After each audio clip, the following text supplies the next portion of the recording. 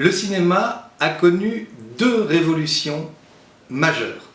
D'abord, le passage du muet au parlant, qui est très bien traité dans le film The Artist, et puis, de nombreuses années plus tard, la bascule au numérique, qui a été une vraie révolution parce que ça a été à la fois un changement de conception artistique, mais aussi ça a eu des conséquences au niveau exploitation et au niveau économique. Sur le plan artistique, le premier film très important qui a été réalisé en numérique, c'est Toy Story numéro 1. Film très connu, produit par les studios Pixar. Et pour la première fois, on avait des personnages extrêmement humains qui étaient réalisés à partir de rien.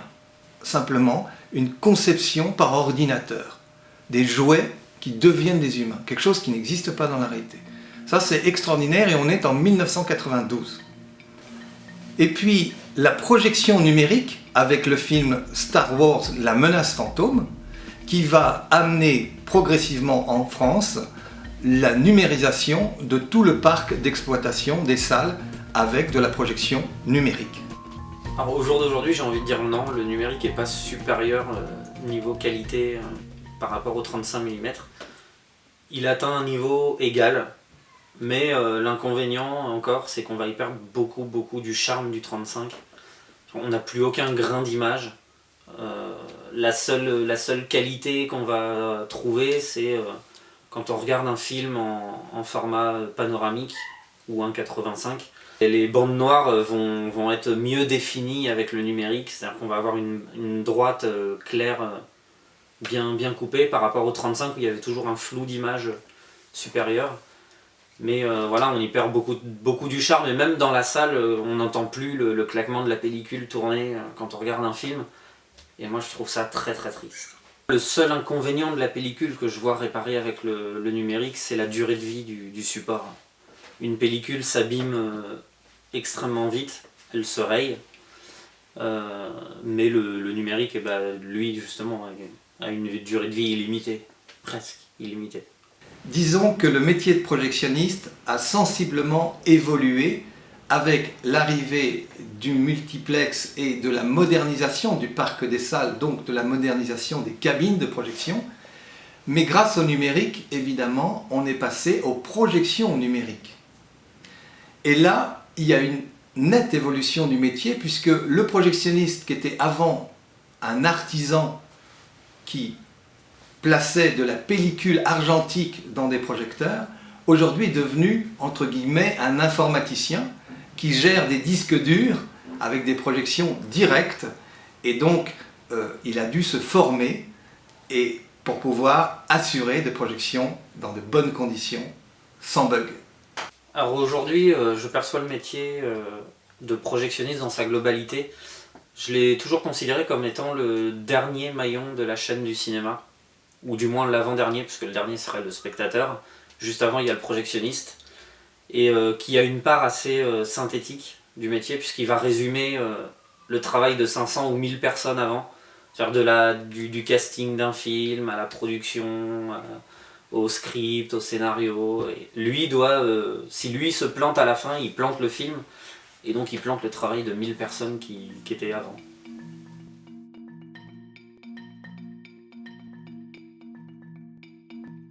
Alors la formation que j'ai suivie pour être projectionniste donc à la FOMAF dans le 13e arrondissement, c'est d'abord une formation qui se fait sur concours d'entrée. Il y a une école en France qui fait cette formation complète, du moins, puisqu'ils ont des salles de cinéma à l'intérieur de l'école. Donc il y a à la fois le côté théorie et le côté théorique et le côté pratique. Et ils accueillent très peu de personnes par année, donc c'est pour ça que c'est sur concours d'entrée. Et ensuite, la formation en elle-même, c'est une formation simple, avec des cours d'optique, de son, de vidéo. Et ensuite, pour ceux qui n'ont pas le bac, par exemple, les cours de français, de maths, histoire du cinéma. C'est un diplôme qui est obligatoire, donc c'est parce qu'on est les seuls garants de la sécurité des salles s'il y a un incendie, donc il faut forcément un titulaire majeur dans toutes les salles de France. Sinon, pas de projection. Alors, il y a plus de 35 mm, c'est fini. Maintenant, les formations, c'est que du numérique. Il y a vraiment plus de formation en argentique, quoi. C'est un métier qui est facile à apprendre quand même, hein. Donc si en 2-3 jours tu sais projeter, quoi. Après, ce que tu sais pas forcément gérer, c'est les problèmes. S'il y a c'est après que ça vient, c'est le métier qui rentre, quoi. Et si t'as le film qui casse, il faut savoir gérer. Mais charger un film, le projeter, franchement, vous en 2 heures, vous savez le faire. Donc, dans mon cinéma, j'ai un vieux projectionniste qui part à la retraite, donc dans un an, qui a 40 ans, il a commencé la projection à l'âge de 16 ans. Donc il a connu les doubles postes. Donc c'était les vieux projecteurs à double bobine qu'il fallait. Donc il fallait 2 mecs qui, quand il y avait un changement de bobine, il fallait un mec qui ferme un projecteur et un autre au même moment synchronisé qui ouvre le deuxième. C'est ce qu'on appelait les doubles postes. Lui, il a connu ça, il a tout connu lui dans le cinéma. Et il s'en va quand le numérique arrive, quoi. Et donc c'est lui qui me forme et qui m'explique le 35 avec un petit air de regret quand même, je le sens bien. Et on sent qu'il adore son métier. Il m'a dit, moi j'ai envie de mourir à côté de mes machines.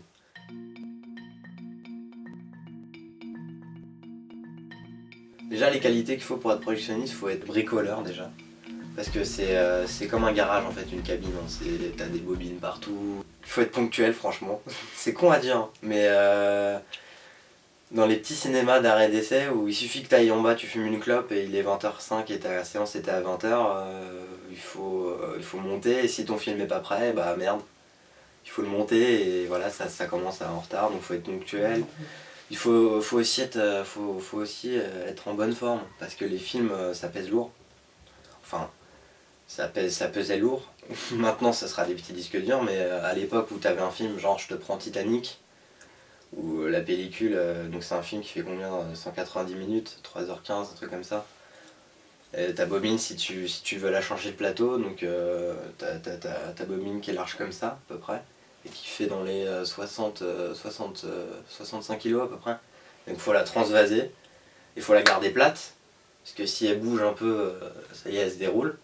Et donc faut quand même, quand t'es tout seul, faut être assez puissant quand même. Être réactif aussi, voilà, donc faut être à l'écoute de ces machines en fait. Moi je vois mon ancien projectionniste qui me dit, j'adore le ronron de mes projecteurs, parce que je sais que quand je les entends, ça se passe bien. Si je les entends pas, ça se passe mal. Et donc il faut que j'aille voir, donc déjà il faut à l'oreille lui il sait, je sais qu'à l'oreille il sait, donc on a 3 projecteurs, je sais qu'à l'oreille, il sait quand il y a un problème, il sait sur lequel c'est direct, il se lève et il dit ah c'est le 3. Les nouvelles compétences nécessaires au numérique, ça va être l'outil informatique. Il va falloir savoir gérer un PC. Après, niveau compétences, il faut malheureusement, du coup, enfin j'ai envie de dire malheureusement aujourd'hui, puisque c'est plus projectionniste, mais il faut toujours obligatoirement être titulaire du CAP pour travailler en tant que projectionniste.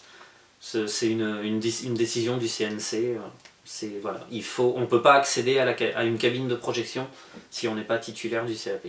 Le métier en lui-même, après, est toujours perçu pareil. Après, dans sa définition, ça va être autre chose. Aujourd'hui, ça va plus être projectionniste, ça va être informaticien. Alors, au niveau des compétences qui servaient avec le 35 et qui ne servent plus aujourd'hui, complètement.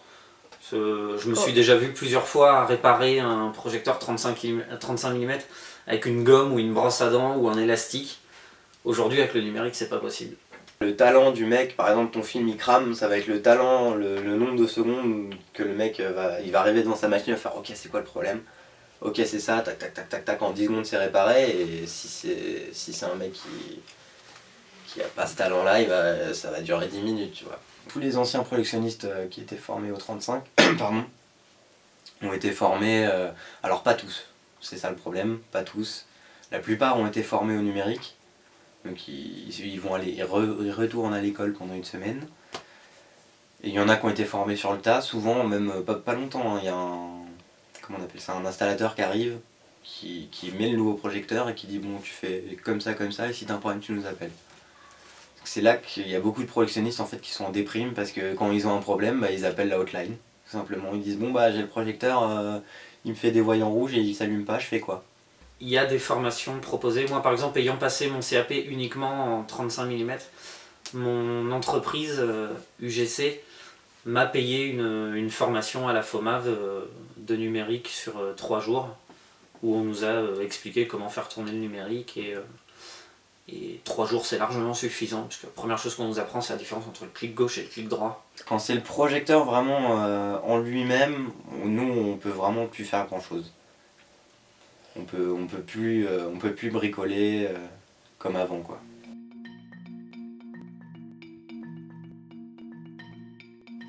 La première évolution technique de projection a été très tardive. Il s'agit de l'invention de la lampe au xénon. Durant plus de 65 ans, la technique n'évolue pas du tout. C'est du film argentique qui passe dans un projecteur. Un projectionniste s'occupe surtout de vérifier que les lampes au charbon, qui ont une durée de vie limitée, soient toujours opérationnelles. Mais à la charnière des années 60-70, l'invention de la lampe au xénon va complètement changer la donne et créer une vraie évolution intéressante. À savoir que la lampe au xénon, qui a une durée de vie très longue, va permettre à un projectionniste de lancer un film dans une salle et puis d'aller ailleurs en étant sûr que la lampe continue de marcher bien, puis d'aller ailleurs dans une autre salle, puis une autre salle, etc. etc. Et on invente les fameuses multisalles de 2 à 5 salles avec un seul projectionniste qui est délivré du problème de surveillance de la lampe au charbon grâce à la lampe au xénon. Magnifique, la lumière est. Alors du coup l'inconvénient du numérique c'est de rester assis devant son PC à gérer toutes les salles, de devoir décrocher le téléphone quand on a un souci technique. On n'a pas du tout de responsabilité en fait sur l'appareil parce que c'est pareil, on n'est pas propriétaire d'un projecteur numérique, on est locataire, on loue le matériel et dans le contrat de location est stipulé que une entreprise externe doit s'occuper de la maintenance du projecteur, donc en fait on n'a presque plus rien à faire si ce n'est vérifier que tout se passe bien. Les projectionnistes sont vachement impuissants parce qu'avec l'argentique, donc avec les projecteurs 35, c'était beaucoup de la bricole. Si t'avais, c'est des mécanismes, donc si t'avais un mécanisme qui était pas bon, tu mettais un coup d'huile, tu mettais un coup de brosse à dents pour nettoyer, c'était très du bricolage en fait. Maintenant avec le numérique, si ton film il se lance pas, tu peux pas faire grand chose. Alors ça dépend à quel niveau, si c'est une lampe qui crame, tu peux toujours la changer, mais bon, si ton film refuse de se lancer, parce que c'est compliqué, il faut que je rentre dans les détails. Quand tu reçois un film, les distributeurs en fait te donnent un code, comme une clé CD pour un jeu vidéo en fait. Et des fois cette clé-là, tu l'as que 2 minutes avant ta première séance. Donc si la clé tu la rentres, ta séance est à 20h, il est 19h58, ta clé tu la rentres, elle marche pas, tu peux rien faire. Donc avec le numérique, les projectionnistes, c'est plus des garants de la bonne teneur de la séance en fait. Les lumières, le son, s'il y a des pertes de focus, on peut s'en charger, mais tout ce qui est panne du projecteur en lui-même, on peut plus faire grand chose en fait. Alors les responsabilités en plus, il y en a pas spécialement, toujours les mêmes qu'avant mais qui vont prendre un peu plus du coup de responsabilités, sont les mêmes mais plus importantes. C'est-à-dire vraiment un projectionniste dans un cinéma est responsable de la sécurité. Donc on fait beaucoup plus de tours réguliers à vérifier les extincteurs, à vérifier les sorties de secours, les éclairages de sécurité, que tout fonctionne. Du coup on s'occupe pas mal aussi de l'entretien du cinéma, donc dès qu'il y a un fauteuil à changer dans une salle, une lampe à changer, on s'occupe plus de ça aujourd'hui que de la projection en elle-même. Donc l'évolution dans le métier en lui-même, déjà il y a plusieurs appellations. Il y a l'aide opérateur, celui qui n'est pas encore titulaire, celui qui vient un peu... c'est un peu l'assistant réalisateur si tu veux une comparaison. C'est le mec qui est là, qui apprend un peu le truc, machin, qui aide un peu, machin. Donc il y a le projectionniste, l'opérateur projectionniste. Ensuite, dans les grands complexes, il y a ce qu'on appelle un chef de cabine, c'est-à-dire c'est le chef des projectionnistes, c'est celui qui est un peu responsable, c'est celui qui est responsable de tout ce qui est technique dans le cinéma, qui va dire bon bah là on a une enceinte qui est cramée, il faut la changer. Mais il est projectionniste quand même, donc lui il touche un peu plus, et sinon ça s'arrête là en fait. Et dans les grands multiplex maintenant, il y a ce qu'on appelle un... Alors je me souviens plus du nom, je crois que c'est agent technique de cinéma. C'est l'équivalent un peu d'un chef de cabine, mais encore un peu au-dessus, qui gère vraiment tout ce qui est technique dans le cinéma. Ça va des projecteurs jusqu'aux caméras de sécurité, c'est vraiment le mec technique du cinéma, quoi. Et ça, c'est une formation qui se fait en 4 mois, en plus. Donc une fois que tu as le CAP de projectionniste, tu peux aller faire cette formation, elle dure 4 mois, et ensuite, voilà, t'espères être pris dans les multiplex, quoi. Alors la reconversion professionnelle, moi j'y ai déjà pensé, et j'ai déjà commencé. J'ai demandé à faire moins d'heures en cabine de projection vu que je n'apprécie plus du tout ce que je fais. Et j'en suis arrivé à demander à vendre du popcorn, donc c'est dire. Là aujourd'hui dans mon cinéma, du coup je suis le seul de tout le cinéma à vraiment toucher tous les métiers. C'est-à-dire que je peux à la fois être en caisse, au popcorn, en accueil, donc à gérer l'afflux des clients, et à faire de la projection également. Donc après voilà, avec ça j'espère pouvoir évoluer, passer responsable, voilà, et continuer à monter jusqu'à devenir directeur de cinéma.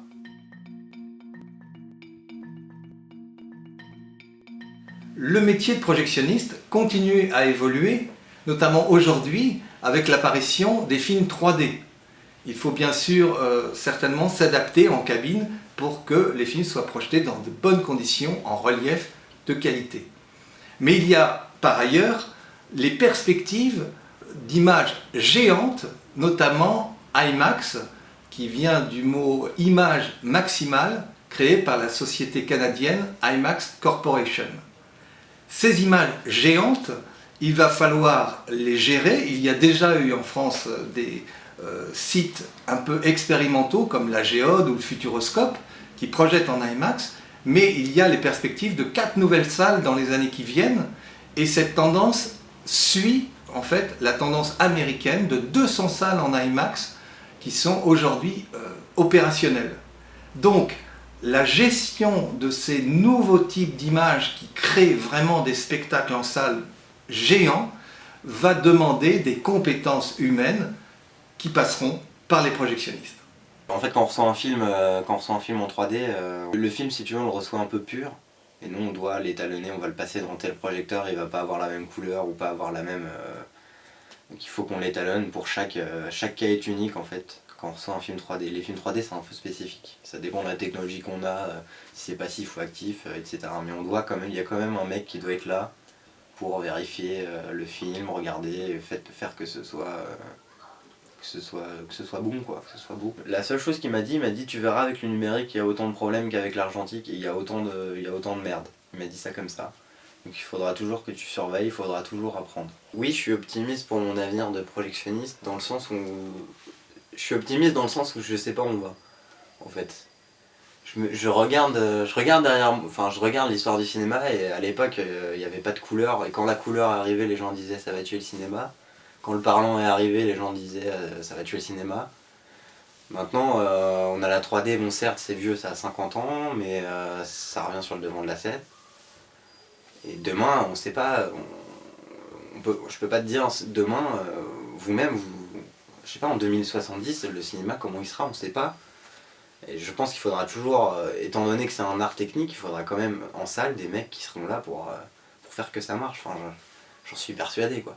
L'avenir du métier et son évolution, si on parle bien du métier de projectionniste, il n'y a aucun avenir, puisque je vais pas dire qu'il est déjà mort, parce qu'il survit encore dans les cinémas municipaux où c'est encore du 35 mm. Mais en tout cas, l'avenir du métier, c'est complètement une modification. Il va même prendre une autre appellation. UGC a déjà commencé à changer l'appellation du métier en appelant les nouveaux projectionnistes qui vont embaucher des techniciens TAC. Ce sont des personnes qui vont tout faire dans le cinéma. Donc popcorn, accueil, projection Et même le ménage, tout ça. Donc, Bah, est-ce que les projectionnistes sont toujours utiles? On parle même de cinéma automatisé où il n'y a plus de... où il y a plus de projectionnistes, où c'est les caissières en fait, qui ont une espèce de petit iPad et qui lancent les séances en fait. Mais le problème avec ce système-là, c'est que dès que tu as un problème, bah t'as un problème quoi. T'as pas le mec qui est dans la cabine qui dit ok là on a perdu le point, il faut que je fasse ça. Non, tu vois, si t'as un problème, la séance est annulée quoi.